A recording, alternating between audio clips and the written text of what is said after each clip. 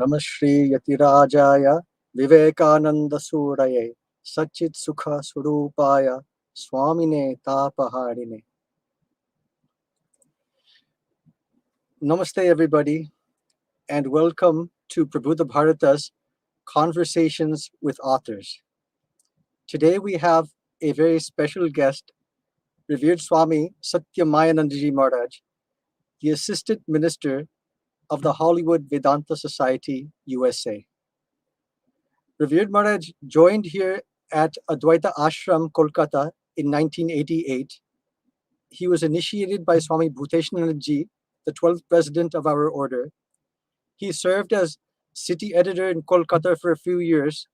Then in 2008, he joined the Probationers Training Center, Bellermont, as an acharya.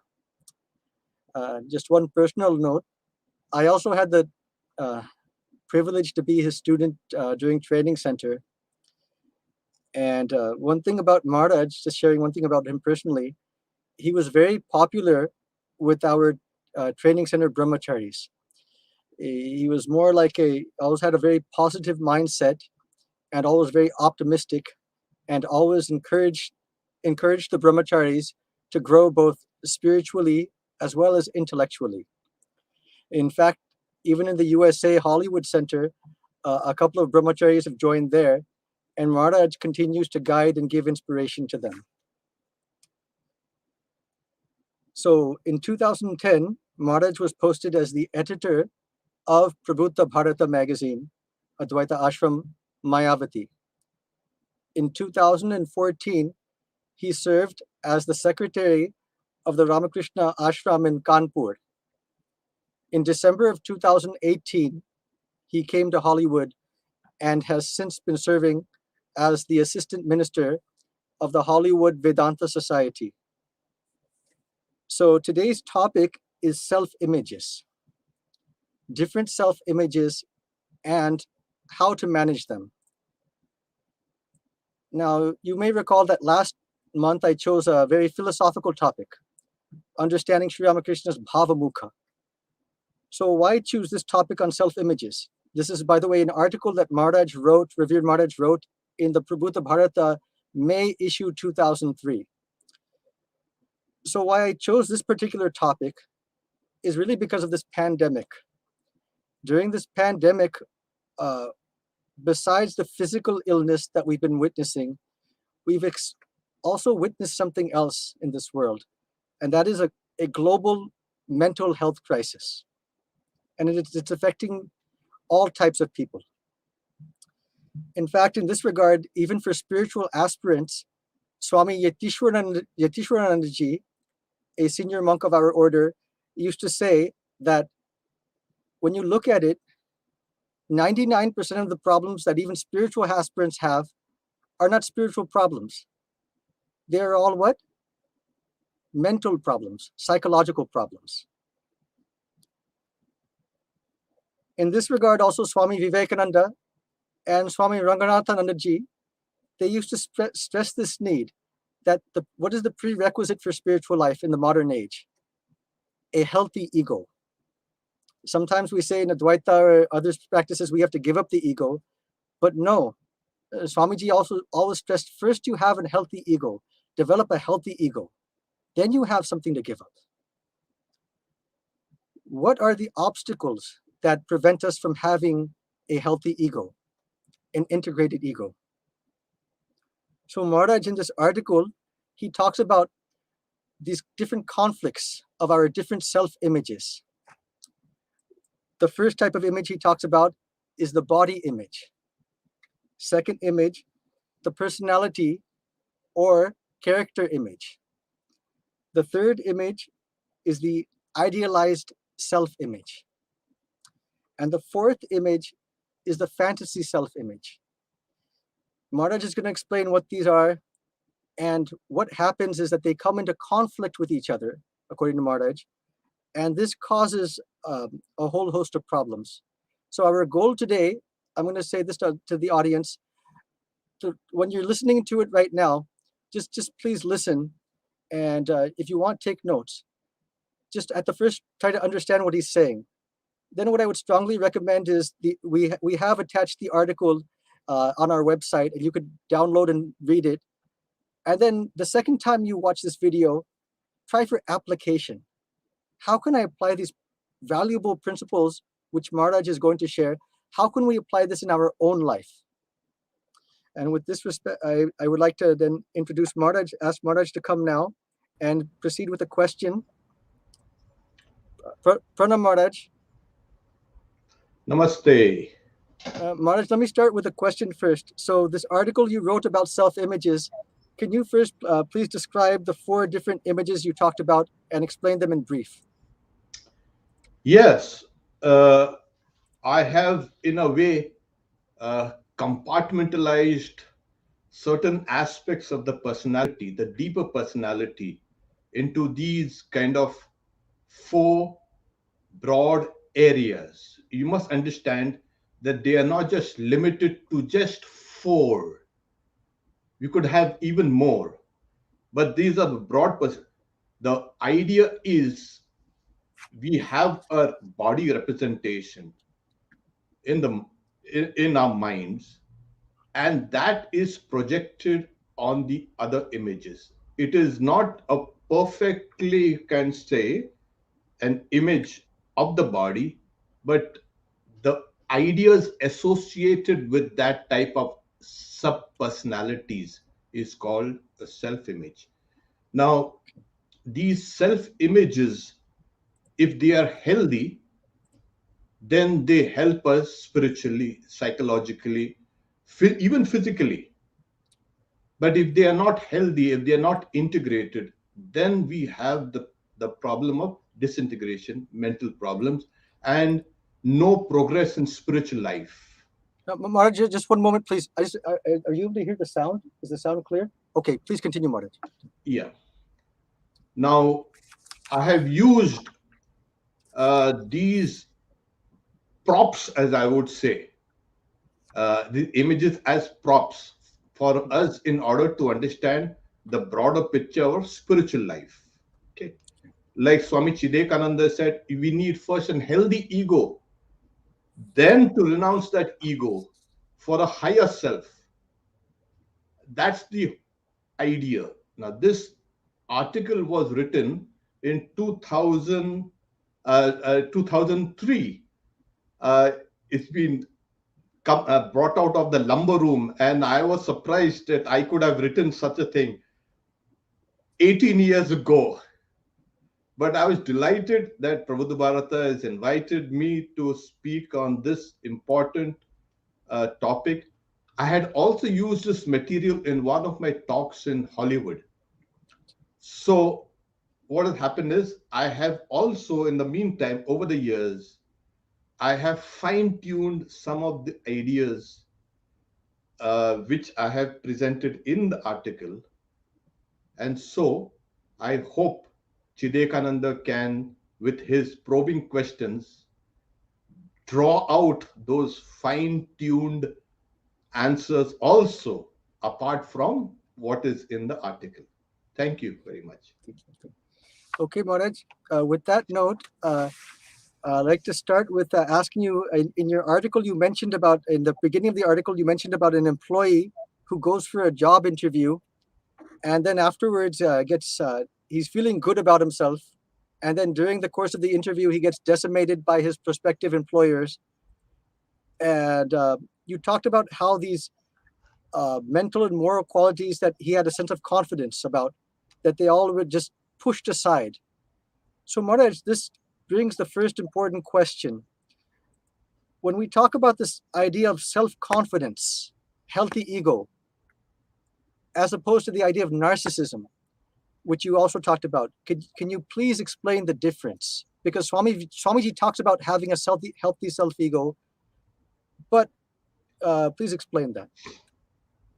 You see, self-confidence is a result of knowledge and karma. This is very important. At the end of the narrative, if you've noticed, that person is decimated, or kind of the whole thing, his self-confidence collapses because it was based on fantasy. He had over projected himself. Okay. And this is the problem with most people. They overestimate themselves. They have a kind of a grandiose image of themselves, which is the work of an ego that is unhealthy. And it is found that the more intelligent a person is, the more less intelligent he or she thinks him. But the more dull or more stupid a person is, the more the overestimation is. In most cases, it is found that a healthy person who has skills and the knowledge always underestimates his or her own capabilities. And this is why we find that these people moving ahead, they are not troubled by that, you can say, mental blocks that they put on themselves. So overconfidence is bad, self-confidence is good, but it should be based, like I said, on actual skills, karma, and on knowledge. Okay, Yeah. this is the idea.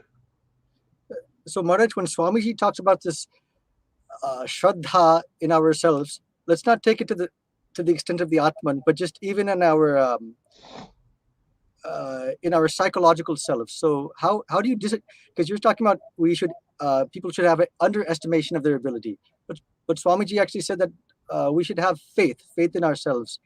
So from the psychological perspective, can you differentiate between the two? Yes, faith in oneself. Swamiji says even if you have faith in all the 330 crore gods and all the gods that the foreigners have introduced in you, and if you don't have faith in yourself, you have nothing.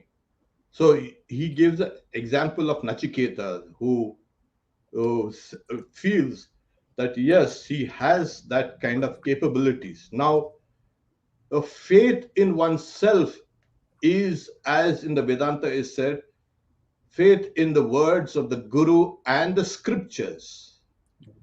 It is not a false projection of your own abilities. This is important because you have a idea of the real self, which is spoken about by the scriptures and which the Guru has pointed out to you. You have faith in that. Like Swamiji says, there is infinite power and strength within you. Awaken. You are lions. You are not sheep. So this is what the whole thing is. It is not just faith in your physical abilities and all these things. That also comes through long practice. Even faith in your physical and mental, and you can say even your mathematical abilities, your concentration, is based on actual, you can say, hard work. Okay. So that is important. Otherwise, simply I say, oh, I have faith in myself, and I cannot do all those things which are being asked by the scriptures for me to do. Well, Right. that's a false sense of faith. Okay. So Maharaj, let's get to your first slide now. The first slide, can you talk a little bit about narcissism, as you mentioned in your article? Let's turn to the first slide. Yes, narcissism, as we say, is defined as having an excessive interest and admiration of oneself and one's physical appearance, self conceit, self love, self admiration, self regard, self absorption, and so on. So it is nothing but self centeredness. Okay, it is nothing but egocentrism. And this is what is narcissism. And I've also mentioned that it is a form of a kind of a narcotic. Narcissism goes with narco. It's the kind of a heady feeling. It's a feeling of kind of pride. It's a false sense of pride in one's physical, you can say, appearance.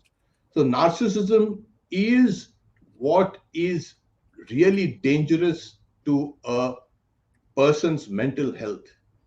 If the person is narcissist, that person has a lot of stumbling to it. That person becomes a sociopath, a psychopath, whatever. That person cannot integrate himself or herself in society. So this is what happens. That person lives in that bubble of his own, you can say, world. That I'm the best looking, I'm the greatest. And this is what is dangerous. This is narcissism. Oh, On the Maharaj, other hand, self-confidence is to be possessed, to have a composure, to have something called self-reliance and assurance. And also you have something called positiveness and assertiveness. So these is nothing but that morale that is acquired in a person. When that person goes off the rails from self-confidence, that person becomes narcissistic. Okay. So this self-assurance and self-confidence is different from narcissism. Narcissism, this person dwells on only that person's perceived or hyperly perceived qualities, which are nothing but unreal. Maharaj, can you go back to now? Why don't you explain let's start with the body self, as you mentioned, identification with the body self, because it's very actually it's interesting. You're staying in Hollywood, and Hollywood's the land of the stars. So especially we find there that this and it what starts there actually pervades the entire goes all over, but it's this idea, this obsession with the body image, manipulating the body image. So you talk about this. Can you talk about this idea of the identification of the first self image, which is the body image? Yes. So this is Narcissus, the mythological youth in Greece, you can say, who was fascinated with his own image. Okay. And this is what. Okay.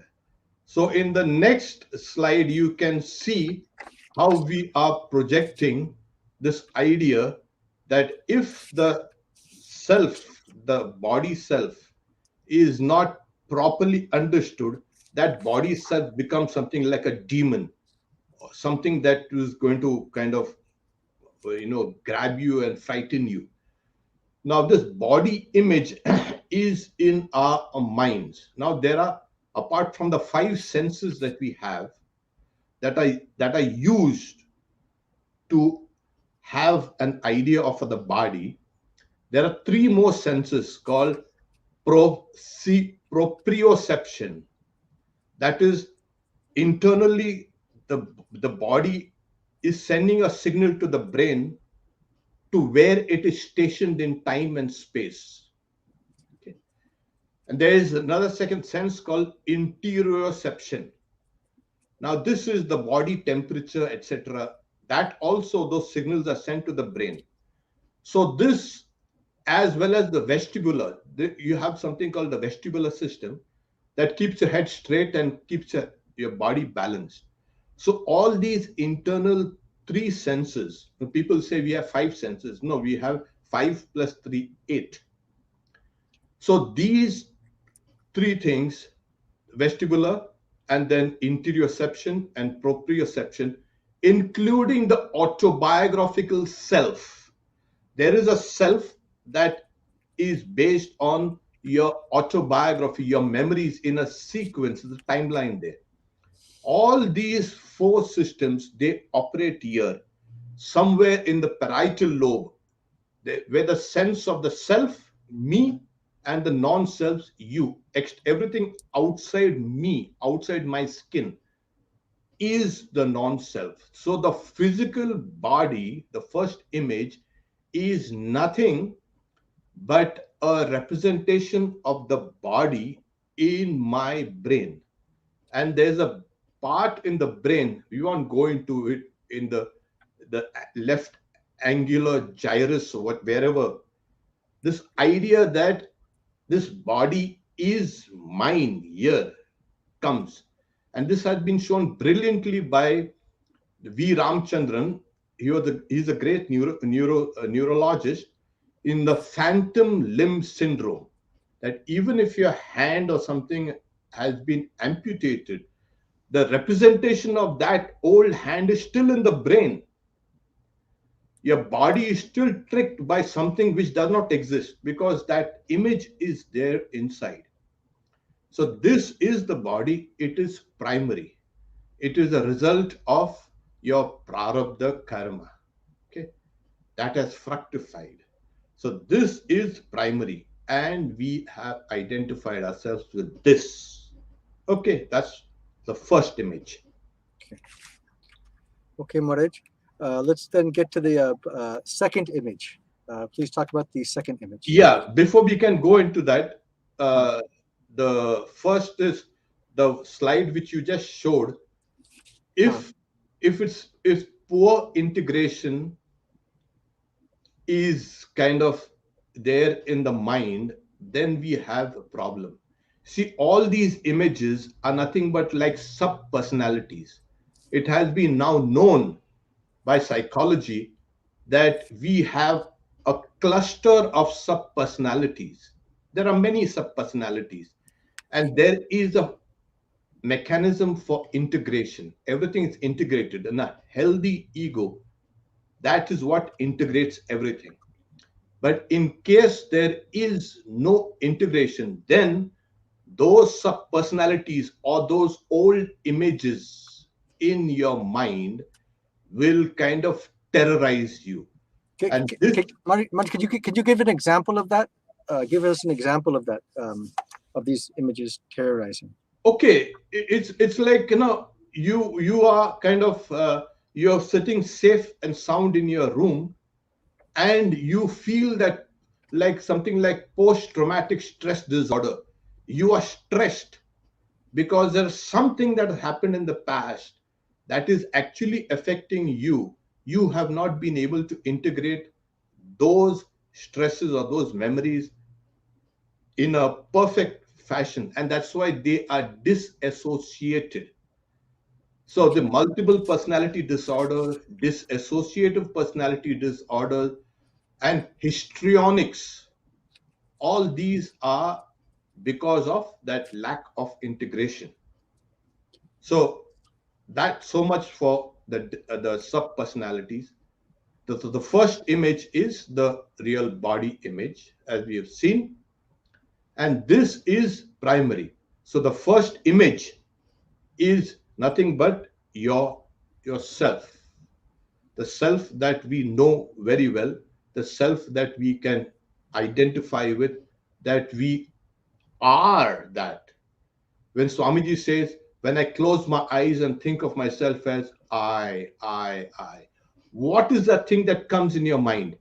The idea of a body. Okay. So this is the primary, you can say, image, the first image. And then what happens is, this is you.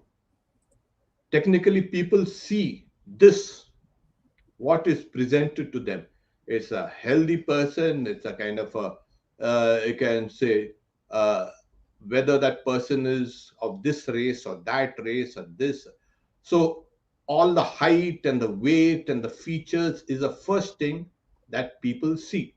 And this is what you project and you identify yourself with. And when you come down to the second image, okay, the second image is this. It is not a kind of a picture of a bodily image, but this is what Swamiji wanted to mean as character development. So in this character development, this character, the real actually you is this. Your body may look very beautiful, and you may be handsome, and you might be smart looking, and you may be clean, and you may be smelling nice, and you may everything. But the moment you open your mouth, you talk stupid. And then people leave you because of that level of intelligence or personality. So the personality is actually the real you. This is the second image. And this is big five in personality studies. There are many other personality studies, but this is what is now currently touted as okay, it is more or less, it explains many things. So the first, openness to experience, conscientiousness, extroversion, agreeableness, neuroticism. And they have the positive and also the negative, you can say, aspects. So the positive aspects, as you know, it's like you can see on the screen that, Hmm. yeah, so you have this positive one side and negative, organized and disorganized, careful, careless, disciplined, impulsive, etc. So each aspect of that big five has got positive and negative, and we are somewhere in the middle. Sometimes we swing to one side, sometimes to another, depending on your circumstances and the internal state of your body. That if I am supposed to exhibit compassion, and if I have a tummy ache, my compassion is diluted. Okay. So there are internal and external factors that also influence your personality traits. Now, this personality is in the way of, you can say, to bring in Indian philosophy, is also the result of your past karmas. Okay. And what you have become educated in your culture, in your religion, in your language. So it is both nature and nurture, if you can bring these things together. This becomes the second aspect or the second image of your personality, of the images. So, Martin, just stop for a moment. Let's regarding the second one. So, would you say that this is always vacillating? Then all these five different traits which you mentioned, It is, organization. yeah, it is vacillating on a center of gravity. It is vacillating, but on a center of gravity. So what happens is, in your continuous, on your all your life, you exhibit certain traits like compassion or creativity, or you can say hope, or you can say faith. Now this becomes part or ingrained in your personality.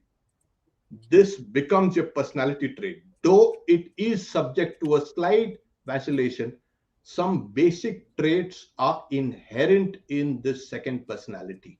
Okay. Okay. So Swamiji says character has to be established through 1,000 struggles. Exactly it is. So we have a moral standard. We have something called, we have learned these things from others also around. Well, we are trying to implement it, and this is what we are trying to put into. The elements are there, and they are, you can say, cultured, or you can say enhanced by your daily practice. If I practice compassion every day, the compassion is going to increase in me, and that is what is going to enhance me. Right. It's interesting. We'll go on to the third image, but it's interesting because you wrote this article in 2003, but Yeah, it's one question we can probe later on is how the virtual world, because now they say that we're spending 9, 10, 11, 12 hours every day in the virtual world, and we talk about a virtual spillover, that how we're behaving on the net, there's a compelling evidence that's affecting our real life personality, our real life thoughts, actions, will, speech. We can get back to that later on, but just to yeah. show how these traits are in flux. Okay. Let's go to the next slide. Uh, Maharaj, then, so this is Yeah. the, let's talk about the third slide, which is the idealized self, the third image. Yes. Now this is something like, you have an idea of perfection within your mind. Okay. Like Plato says that there is an ideal forms in this world which one person is may not perceive it, but that is what impels us. So this idealized, you can say, self is like, suppose I donated, say, $10. Okay. But my real desire was to donate $100, but I don't have $100. So I did my best to donate $10. So I'll work in those limits imposed on me, but I have the desire to donate $100. So that becomes a kind of an ideal.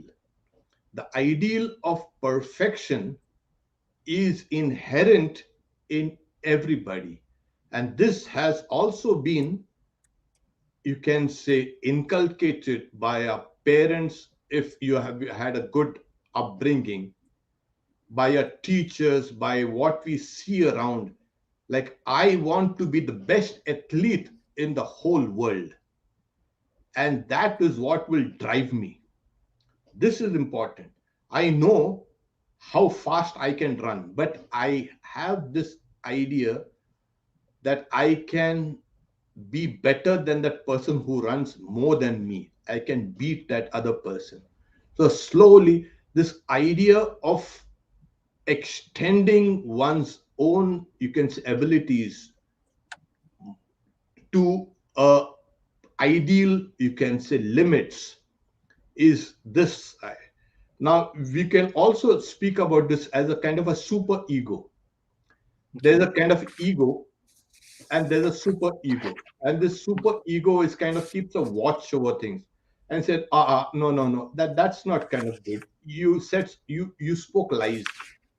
And there's a part of that conscience that says, oh, no, no, no. So Swami Vivekananda gives the example of, suppose you visualize a circle. The circumference of the circle you can visualize, and you can visualize the space within that circle. At the same time, you can also visualize the space outside the circle. And what happens is, if you can remember that, the ideal of perfection in every aspect of our being, this forms an idealized self.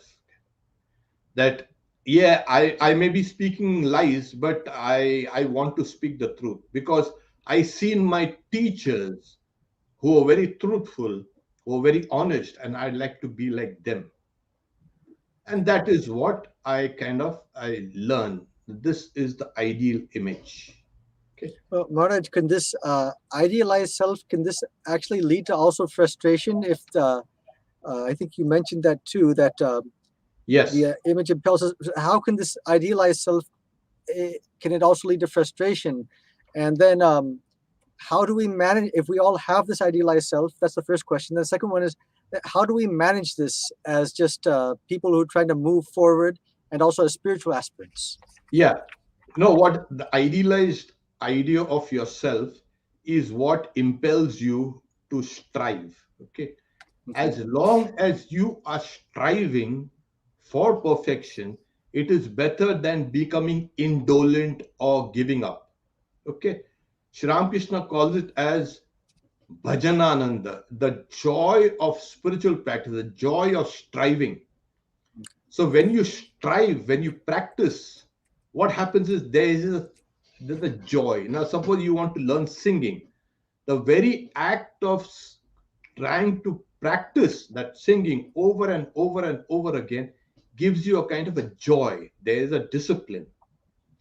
So if you are striving to actualize the ideal self, there will be no frustration. The frustration comes when the fantasy self comes in, and that plucks everything out. So the fantasy self it's a grandiose image of yourself. This is a private image that only you know, no one else, not your spouse, nor your mother, nor your father, nor your brother, nor your sister, nor your teacher, nobody knows. This is a very private image. This is what actually is we take recourse to when we are frustrated, we are angry, we are inhibited. We go into a private world, an world of imagination. This world, if you are, you can say, 5 feet 5 inches, in that private fantasy world of yours, you are 6 feet 5 inches. If you are thin and weighing 100 pounds, in that private fantasy image, you are 200 pounds and muscular. This is what actually is nothing but the fantasy. This is a projection of a sick ego. The first thing that spiritual aspirants are taught is this private image, the fantasy image has to go. It is a embellishment based on fantasy, and all fantasy is nothing but fancies. So once you can understand this private image, that inner world of imagination, once that goes, then it becomes very easy to build your character in striving to actualize your idealized self, etc. Spiritual practices become fruitful when this fourth image is discarded. Okay. Bharat, let's go back. Let's go a little bit more into that. So you're saying that actually to get to this healthy self ego, one of the things we have to do is we have to give up this fantasy self. Yes. Is that right? Yes. So let's just get one thing. So, Swami Turiyananda, for example, he said a famous statement, today's imagination is tomorrow's realization. Realization. Yes. So that type of, is that the fantasy self or the idealized self? Yeah, this is what even Swamiji says in his inspired talks. Today's imagination is tomorrow's realization. So it's imagination is a door to realize, something like that. Now, this imagination in meditation is based on reality, on the scriptures. So you have to meditate on what the scriptures have recommended, your guru has recommended. So the symbol or the image that you meditate on is recommended by the scriptures, and this recommendation has come because all the old sages have experienced it. So it is a reality, and on this reality you have to meditate. Meditation is a form of visualization and imagination, and then it becomes a reality. If you just meditate on fancy things, you will not come to the reality. This is important. So when Swami Turiyananda says today's imagination is tomorrow's reality, it means this imagination based on facts, on the reality of an experience which is mentioned in the scriptures, and which is also, you can say, healthy, recommended. Well, let's go back to the fourth image, the fantasy self-image. So if many devotees will have these questions and other spiritual seekers, so how to get rid of this? It seems like this is something that's inherent within everybody. Oh, yeah. And so what are the ways to even to actually to understand this? It seems like this is something that we talk about. It's in the unconscious. To even and the unconscious for ourselves is very difficult to understand. There's that censor. So how do we attempt to understand this, and how do we get rid of it?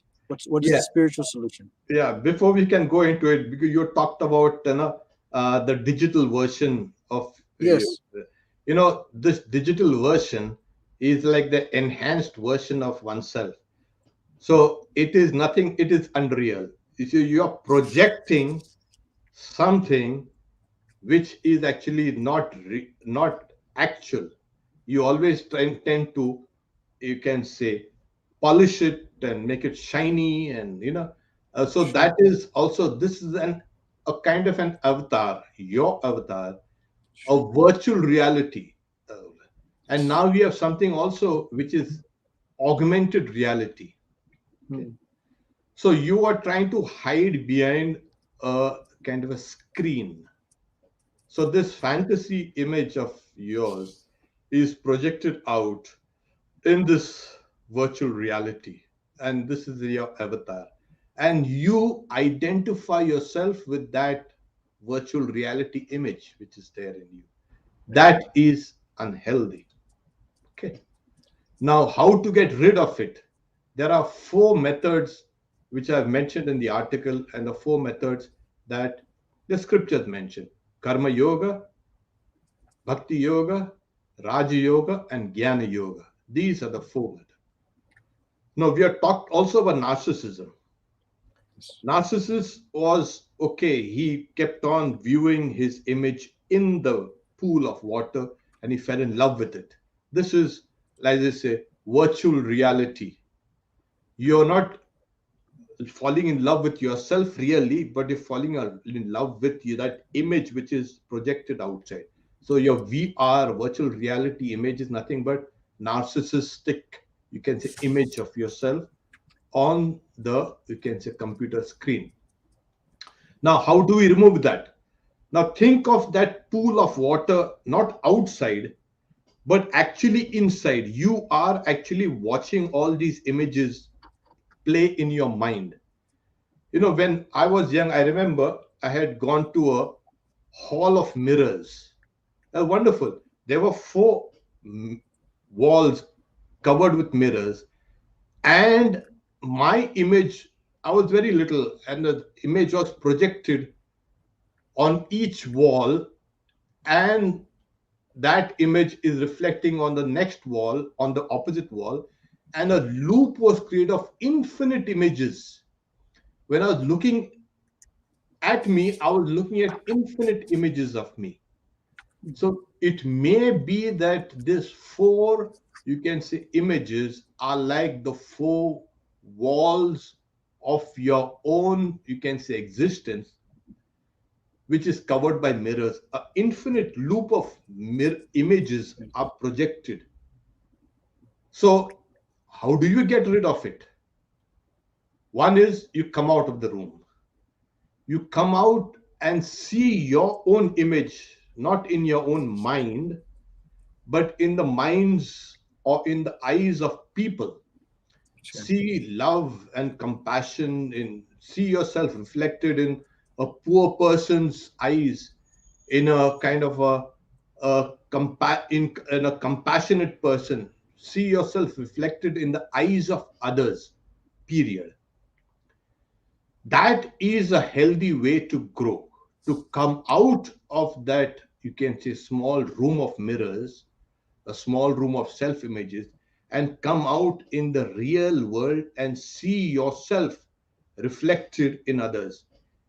When you are compassionate, others will behave compassionately with you and they will recognize your compassion. If you are selfish, people will behave selfishly with you, they will, or they will avoid you. And if you're a genuine person, that it will awaken that genuineness in them, unselfishness, love, and compassion and kindness. All these qualities will slowly start manifesting within you. Sorry. So look out in the real world and see your image in the eyes of the people. See your image reflected in people. Let your image now really be what it is. So you can understand yourself that way, and the world will respond like that way. So this is what is important. Try to see your own image now in other people's lives, in other people's eyes, in other people's minds, and that will give you a kind of a beautiful, beautiful way of living. But Maharaj, I think that what lots of people are saying now, I hear from devotees and just people in general, that they're getting increasingly caught in the forget about the physical world. The physical world itself becomes now secondary. They're getting fully immersed. Society's heading in that direction to even recognize, understand your images at the physical level. This Nabhaharika Satyam, that's becoming more and more difficult. We're actually transferring all of our prana into this virtual world. So this is it's becoming like they call, I think, a virtual addiction. So it's Yeah, becoming more difficult actually to even accurately recognize our different self images. Yeah, We'll what just happens is in most cases, you see, in bhakti yoga, if mm, you say, you have to replace your images with the image of God. right. And this is how you got to go about. So suppose now you keep on repeating the name of God, you meditate on God, you are replacing your old images in you with the image of God. Okay, Okay. this is the reality. Now, how do you do that in the, you can say, yeah, the virtual, you can say, world of, you can say, images? Sure. Well, if you live a virtual life, you'll die a virtual life. Simple as that. Sure. Sure. Behind that virtual reality will be all the failures and all the frustration and all the heartache and all the headache, and it's all psychosomasis. The mind gives rise to the body. Why do you think that people are now popping pills and mental ill health is, you can see, a big now issue everywhere? So it is leading to disintegration, and we are talking about integration. So Right. the more you live in your fantasy virtual world, the more you will become disintegrated, diluted. I'm not saying that this is completely, you can say, things that need to be discarded, but you need to be real. This is what is important. You can use this to project your real self instead of your fantasy self. So, how do you do that? Yeah, get real. And how do you get real? By understanding your own reality. Right. And what is that reality? That which has been spoken of by the scriptures, that you are that Atman. Swami Vivekananda, when we see him doing all sorts of work and preaching, etc., when he was in New York, in a home of a wealthy person, which had a mirror on the wall, he was walking across that, you can say, hall, which had that mirror, and he was staring himself, now and then pausing and staring himself.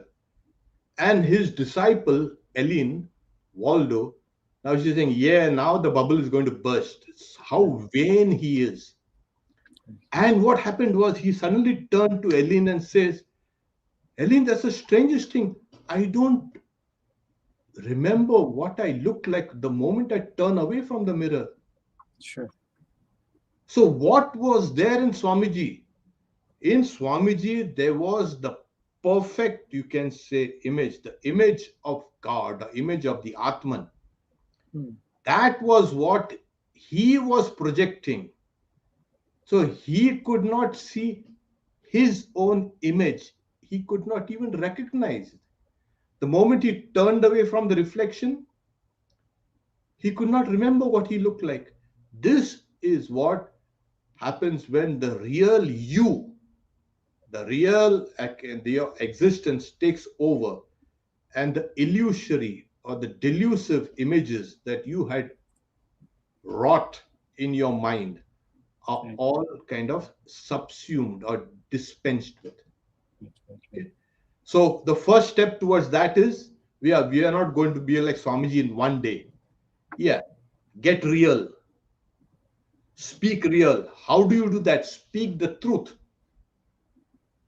This is what, and Sri Ramakrishna says, this is the discipline for this Kali Yuga. Right. Speaking Right. the truth. Yes, it is a great integrating factor. So you speak the truth to yourself also when you're doing that virtual image of yourself. Is this really me? No. You ask yourself, is this really me? No. And if you say yes, then you're on the path to realizing your real image, Right. which is Right. beyond all these delusive self images, and the real self, the Atman, comes in. Right. Okay. And I think one thing, Maharaj, probably when you were talking about the idealized self, that probably like you said, choosing the proper, even like I've seen many of our monks, they choose, say, Swami Vivekananda, someone like that as their role model. So that's one type of way for devotees and spiritual aspirants, choosing a role model as a Yeah. spiritual role model as an idealized self. Yes. Uh, Yeah. so for the YouTube audience watching, if anybody has questions, you can type your questions in, and we'll take a look now. Are there any questions that have come?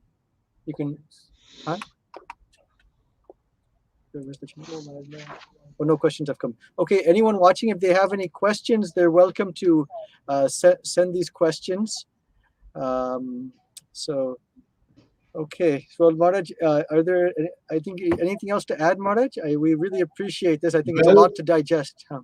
yeah, it's a lot to digest. There's another form of mechanism in the mind. Okay. It's called a disgust mechanism. It's a Discuss. Okay. dis disgust mechanism. Okay. What is this disgust mechanism? It saves us from bad food because of that odor, bad things, poisonous things, they're toxic. It repels us. So on on a different spectrum, this becomes a kind of a moral sense. We are get disgusted with bad things, evil things, selfish things, like petty things. You know, we pull away from that. And this is also has to be kind of understood that this also is another factor in as a part of your psychology, that pulling away from things which are bad, okay, and getting into them. So that develops also the moral sense. So this is also one aspect. And then you're talking about the moment you understand that these images that I have wrought in my mind, okay, these are nothing but illusory in the long run. Okay. The body is created by the mind. Now, which part of the mind? The mind that is transmigrating. You see, it's very difficult for people who have not been brought up in cultures or in religions which speaks about reincarnation. Now, this idea that the mind creates the body is there. In fact, not only that, if anybody wants to understand real, I mean, if you want to understand Hinduism or Vedanta, the first thing that you know that this whole creation has started from the mind. It comes from the Mahat. And in the Western and in the other, you can say, scientific outlook, it is what? It is a body, material or matter that gives rise to the mind. We do it exactly opposite. It's a mind that creates the body. It's a mind that creates the whole universe. Ekoham bhaushyama. I am one, let me be many. And chiyate jnana brahma. So chiyate brahma. So Brahma expands. Tasya jnanamayam tapa. His tapas was, you can say, knowledge. So Brahma, he reflects on the past creation and projects the whole creation out of his mind. So it is the mind that creates the body, not only the body, everything. That's why people have problem finding consciousness. Where is consciousness? If they're trying to find it in matter, they're going to have problems. So they say the mind is a derivative of the neural processes. Okay. And now it is found that also the microbiome is called a second brain. There's something called the extended mind. Now, these are putting neurology in a big conundrum. Mind science is which comes first? So we say mind first, matter next. And science and Western philosophy or whatever say matter first, mind next. Well, ultimately, we talk about the mind being subtle and matter being gross. So even mind is a matter in a subtle form, but this has come. So this gives rise to something called matter, body. Okay. Suppose you are angry. How do we know you're angry? That one thought, which is a thought, has churned up your whole limbic system, and that whole limbic system is now coming out of on as signs on your body. Your face becomes red, you become tense, you clench your fist. We know you're angry. So it is thought that gives rise to all these manifestations, physical manifestations. So the body is a result of your past karma. Where does the karma reside? In your mind, subconscious layers of the mind, which is called sanchita karma. Okay. So much Very for. good. Very good, Maharaj. It's a lot of information. So I'm going to ask the audience again. One question is there. Okay. Go Why ahead. is the Who's the question? indulgence to go towards limited things when infinite is within us? This is what is called Maya. Okay. This is what is called Maya. It, like Sri Ramakrishna gives the example that when the curtain of Maya falls, the mind is externalized. Okay.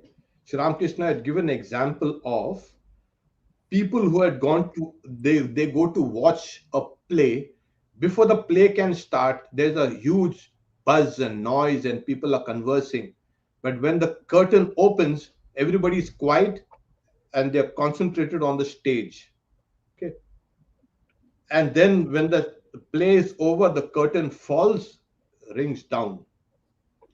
The mind is externalized. Then the buzzing and the shouting and the conversation restarts. So the curtain of Maya falls, you are externalized. So why is our indulgence to go towards limited things when the infinite is within us? It is called go back in within you. Why do you have to go outside? So how do you do that? Repeated practice, abhyasa, over and over and over and over and over again. Then the mind, which is bahirmukhi, externalized, will become antarmukhi, internalized. This is the way. Very good. Okay. Okay. Maharaj, I want to, on behalf of all our devotees, I want to thank you very much for this talk. And again, I ask those who have watched and those who are watching YouTube, watch it one time. And then afterwards, you can go to our website and download Maharaj's article. And there's a lot there. So as I said before, try to read it, watch it one time, understood what's being said, and then start to think, watch it again, and start to think, how can I apply this in my own life? That's the important thing. So Maharaj, would you like to please give us a closing prayer, and then we'll close off. Oh, there. Om Shanti Shanti Shanti Harihi Om Tat Sat Sri Ramakrishna Arpanamastu. Okay, thank you, Maharaj. Thank you. Thank you very much.